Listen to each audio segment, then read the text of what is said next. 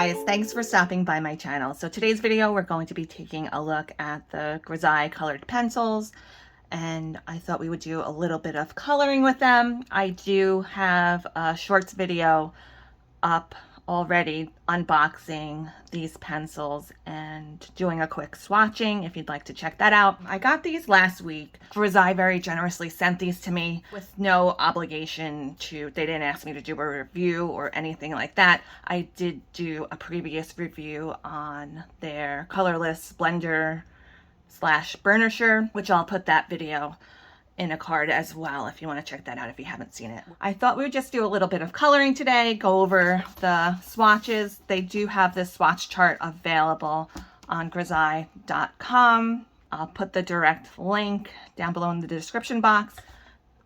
They do come in a cardboard box, which I'm not crazy about the cardboard box, but what I understand is I think it's just to keep the cost down. They are a small business, so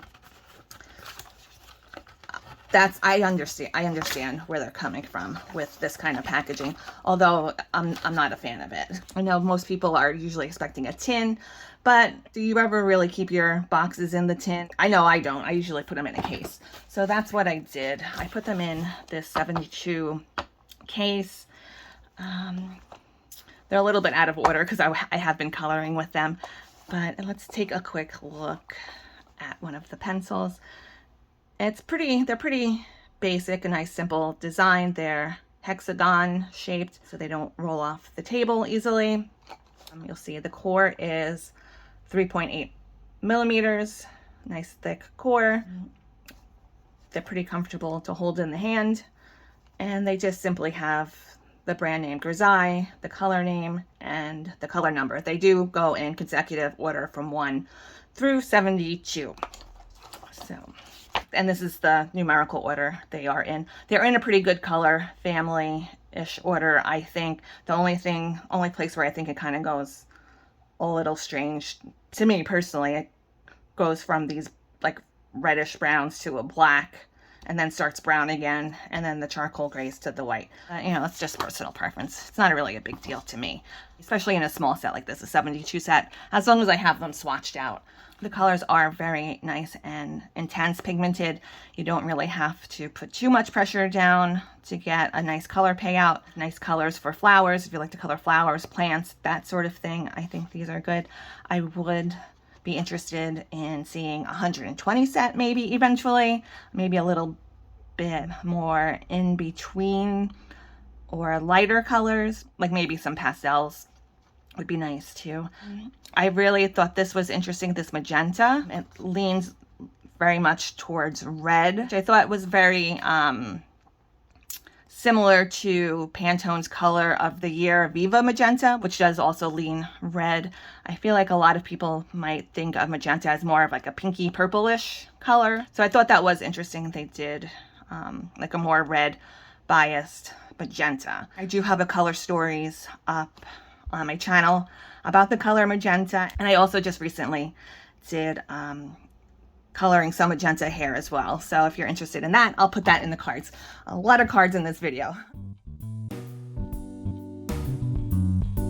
Okay, so we're gonna jump right into some coloring. I was having a few technical difficulties. That's the story of my life. I think if I ever wrote a book, that would be the title, Technical Difficulties. But I'm going to just be doing the top part of this hat in real time with you so you can get an idea of how these pencils will do with some basic coloring. I've just sped up the time to 1.5 speed for a bit of brevity. I will pop the colors I'm using up on the screen and in the description box.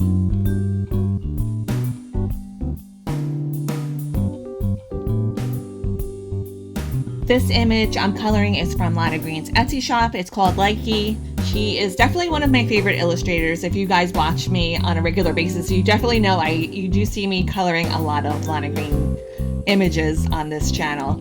The paper I'm using is a 65-pound cardstock from Astrobites.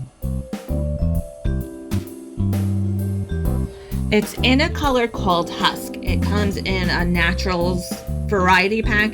where you can get it for about $5 at Walmart for 50 sheets. I really like it a lot. It's a pretty smooth paper. I personally like a smoother kind of cardstock to color on. The pack does have 2 other papers in it that are a little bit rougher. They have one called Grocery Craft, and there's another color called Concrete in there. And I don't like those as much, but I know some of you guys out there do like a more rougher type of paper. So it's definitely a really great pack to get if you're not sure what kind of paper you might like and you want to try some colored paper if you don't want to spend all the money on like the tone tanned paper. I do think this is a nice alternative to a more expensive paper. Now, I did ask over on my community tab what color should I make this hat. The overwhelming response I got was blue. One person said I should do a blue band and a straw hat, and I did think that was a really great idea, but that's not something that I know how to do, but I would like to try and do that in the future sometime.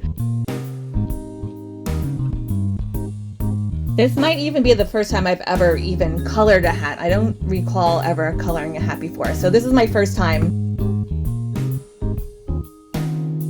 I decided to try and do a black hat since I ended up coloring her top blue. I don't like when things are too matchy-matchy, so I thought it was a little bit more realistic fashion-wise to do a black hat. I think if I were to wear this outfit, I would definitely probably pair it with a black felt wide brim hat. I'm doing really light layers from my lightest color to the darkest and going a little further towards the middle each time. I'm also using the white pencil and the blender pencil in between.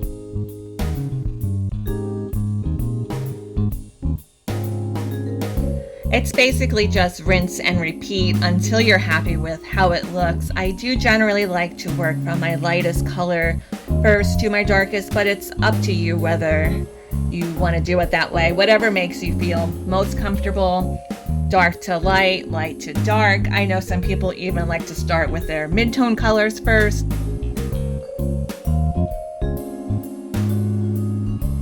To me, there's really no right or wrong way when it comes to coloring, especially when you're doing it for fun or just to relax. I like to think of it like makeup. Some people like to put on concealer first and then the foundation, and then you got some people who like to put on their foundation first and then the concealer. So bottom line, whichever way you do it is the right way for you.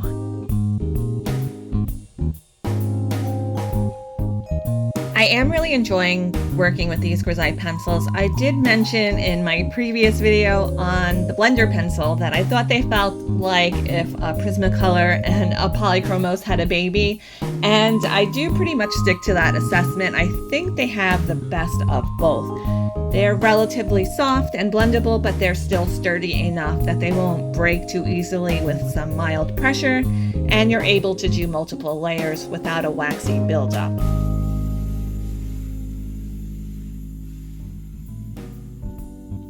I think these pencils are listed as an oil-based pencil when you look them up on Amazon, but Grizaye does say that they are a bit of a hybrid of wax and oil. They are currently $50 for a pack of 72, which is a little bit on the pricier side, in my opinion, if you were to compare them with some similar budget level pencils. But I think the game changer with these and the main selling point is that they do have open stock pencils available currently for $1 each.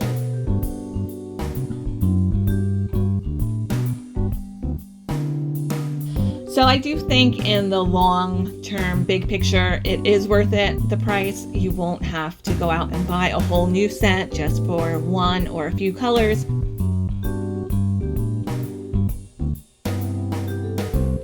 I also think the open stock is a really great option if you just wanted to try a few and see if you liked them before you went and bought the whole set.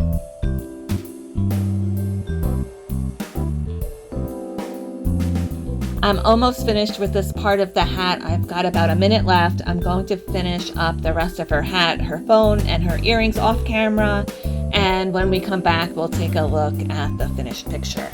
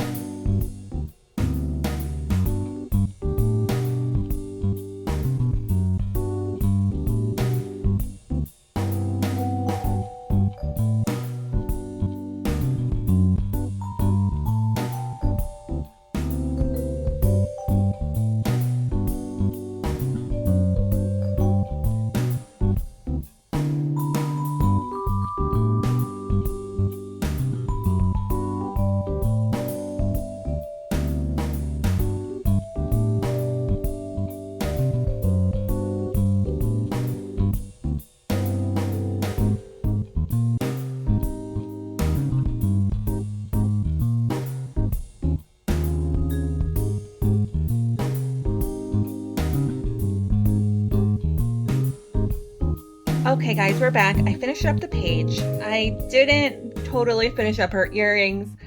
I feel like I painted myself into a bit of a corner with those, or more like I colored myself into a corner with these. Since I colored her hair blonde and I did do some of the jewelry gold, I used almost the same colors for both of those things, and they look almost the same. So I should have colored her hair a different color, maybe like a darker brown or something different.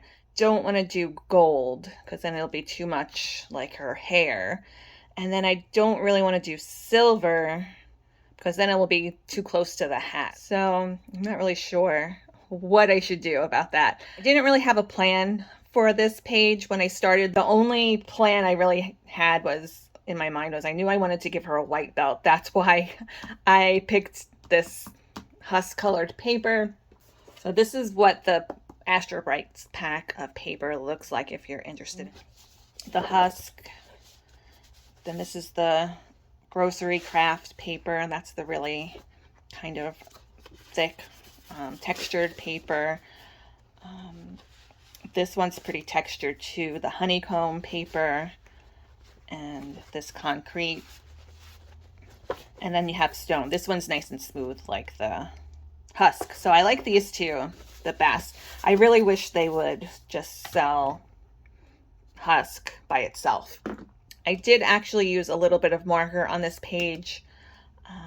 I used some Ohuhu markers on this cup and her green tea. Used celery yellow and pale grayish blue, and then I colored on top with the Grizaye pencils, and it really worked out nicely together. I think that's all we have for today. Thanks for hanging out with me for a little while, and I hope you guys all have a really great rest of your day. Happy coloring, and I'll see you next time.